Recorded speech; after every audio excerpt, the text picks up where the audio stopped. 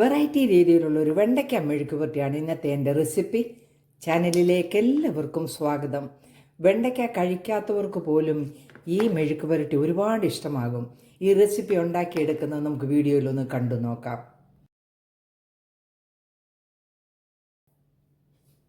Variety രീതിയിലുള്ള വെണ്ടയ്ക്ക മെഴുക്ക് പുരട്ടി ഉണ്ടാക്കുന്നതിന് ഞാൻ 200 ഗ്രാം വെണ്ടയ്ക്ക കഴുകി വൃത്തിയാക്കി ചെറുതായിട്ട് അരിഞ്ഞെടുത്തിരിക്കുകയാണ്. ഇത് അധികം മൂക്കാത്ത എളുപ്പം വെണ്ടയ്ക്കയാണ്. ഈ വെണ്ടയ്ക്കയ്ക്ക് ചേർക്കാനായിട്ട് ഞാൻ 1 ടേബിൾ സ്പൂൺ കടലമാവ് എടുത്തിട്ടുണ്ട്. അതിലേക്കൊരു 1/4 ടീസ്പൂൺ മഞ്ഞൾപ്പൊടി ഇട്ടിട്ടുണ്ട്. ആവശ്യത്തിനുള്ള ഉപ്പ് ഇട്ടിട്ടുണ്ട്. ഇത് നമുക്ക് നല്ലതുപോലെ കുറച്ച് വെള്ളം ഒഴിച്ചൊന്ന് കുഴച്ചെടുക്കാം. ഒത്തിരി വെള്ളമായി പോകരുത്. ഈ രീതിയിൽ നമ്മളിത് ഒന്ന് കലക്കിയെടുത്തിരിക്കുകയാണ്. ചെറിയ ഫ്ലെയിമിൽ ഒരു പാൻ നമുക്ക് അടുപ്പിൽ വെച്ച് ചൂടാക്കാം. ഇതിലേക്ക് നമുക്ക് ഈ വെണ്ടയ്ക്ക ഇട്ട് കൊടുക്കാം. കലക്കിയെടുത്ത കടലമാവ് ഇതിലേക്ക് ഒഴിച്ചു കൊടുത്ത് നല്ലതുപോലെ ഒന്ന് ഡ്രൈ ആക്കിയെടുക്കാം.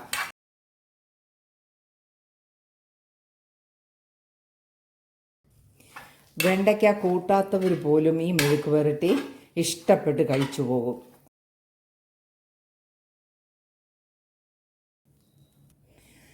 വെണ്ടയ്ക്കായും ആ കടലമാവും എല്ലാം നല്ലതുപോലെ ഒന്ന് യോജിച്ച് ഡ്രൈ ആയി വന്നിട്ടുണ്ട്. നമുക്ക് ഫ്ലെയിം ഓഫ് ചെയ്തിട്ട് ഒരു പാത്രത്തിലേക്ക് മാറ്റാം.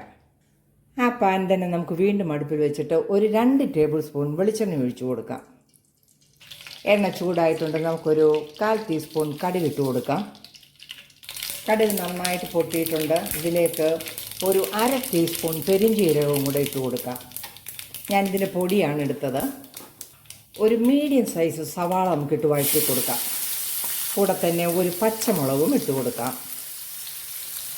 1 ടേബിൾ സ്പൂൺ വെളുത്തുള്ളി വട്ടത്തിൽ അരിഞ്ഞതും കൂടെ നമുക്ക് ഇട്ട് കൊടുക്കാം. നന്നായിട്ടൊന്ന് വഴറ്റിയെടുക്കാം.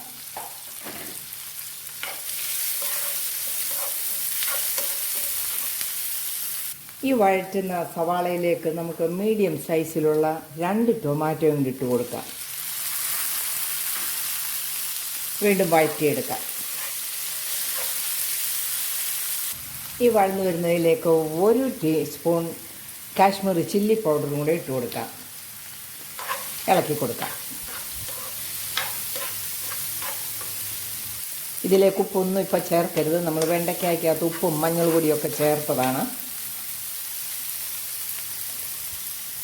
ഇതിലേക്കൊരു 1/2 ടീസ്പൂൺ ഗരം മസാലയും കൂടെ ചേർത്ത് കൊടുക്കാം.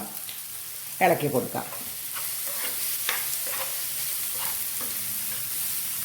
എല്ലാം കൂടെ നന്നായിട്ട് വഴന്നു വന്നിട്ടുണ്ട്. നമുക്ക് വെണ്ടയ്ക്ക അതിലേക്ക് ഇട്ട് കൊടുക്കാം.